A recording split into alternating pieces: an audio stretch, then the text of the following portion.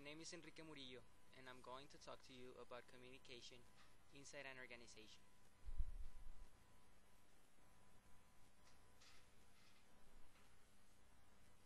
Information is the lifeblood of any organization.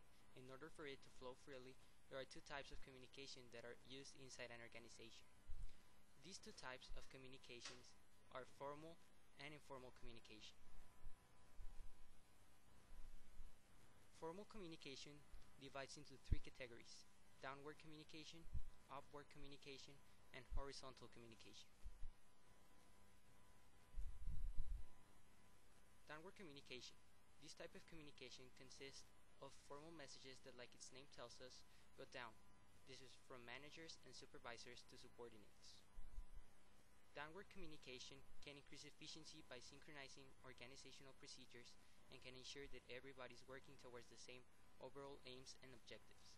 This type of communication should include information like job instructions, job rationale, policy and procedures, employee performance appraisals, motivational appeals, etc. There are some problems that are related to downward communication. Some of the problems are that all the given information can lead to information overload. But in the 1980s, a researcher found that employees with information overload were not necessarily dissatisfied with their jobs. However, all the employees who experienced information underload were dissatisfied. Messages are brief and omit details because the supervisors often assume that the subordinates know more than what they really do. Memos don't include job rationale due to the need for brevity. Frame of reference is the major problem because each person interprets the messages in their own way. Upward communication. This type of communication consists in messages that flow from subordinates to managers. There are several types of messages that can flow within this type of communication. For example, reports of employees' work, achievements, progress, outlines of work problems that need a solution, suggestions for improvements, and how employees feel about their work. There are also some problems with upward communication. The first problem is overload of messages. In a 7-level hierarchy, if every employee sends a message, 98.4% of the information would never reach the top of the hierarchy. Distortion of messages is another problem. This distortion of the messages is done by subordinates to make them acceptable to the managers or to protect themselves. The desire to conceal news is referred to by researchers as the mom effect. Horizontal communication. This type of communication consists in messages flowing laterally between people of the same rank. This type of communication is very important for coordinating tasks, solving problems, sharing information, resolving conflicts, etc. It is very useful for empowered teams, which are teams that take decisions in order to solve problems. These teams go through a decision-making process.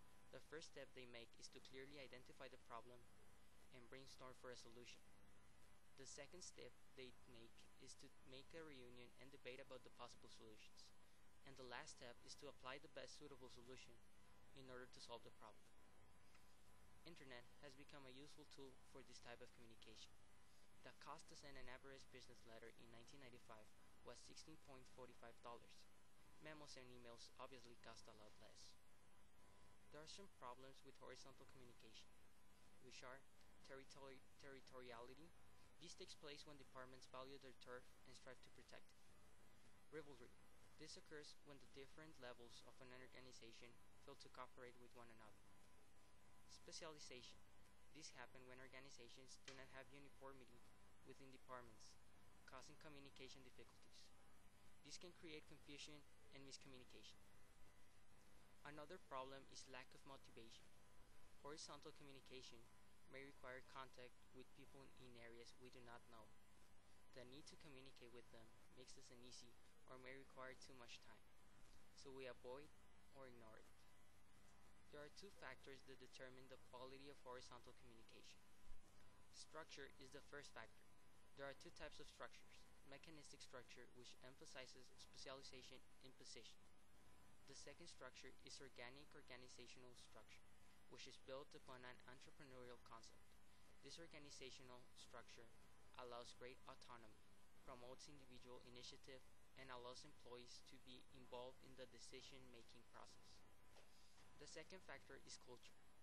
Organizational culture refers to the organization's shared visions, values, beliefs, goals, and practices. Informal communication. This type of communication consists in messages that do not flow along the official paths prescribed by the organization's chain of command.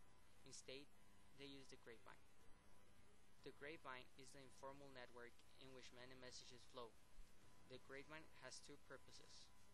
The first main purpose is to carry information inappropriate for formal media. Fearing legal repercussions, most would rarely use printed media to share opinion on the competence, ethics, or behavior of others. They will freely discuss this informally on the grapevine. The second purpose is that the grapevine can also serve as a medium for translating what top management says into meaningful terms. Benefits. Some benefits of the grapevine are: information it carries indicates the health of an organization. When formal communication channels fail to do the job, the grapevine begins to carry information about the organization, such as policy changes, impending layoffs, or workload revisions. Information carried by the grapevine is 75 to 95% accurate. Grapevine messages are often more accurate than formal ones because status, power, and rank differences seem less important. Information travels fast. Use of emails and blogs have caused grapevine news to travel even faster. People who regularly use the grapevine are more satisfied with their jobs and also more committed to the organization. Effective managers use the grapevine. Managers who listen carefully to the informal communication network find it a useful resource of information about employee concerns and problems. That's all. Thank you for your attention.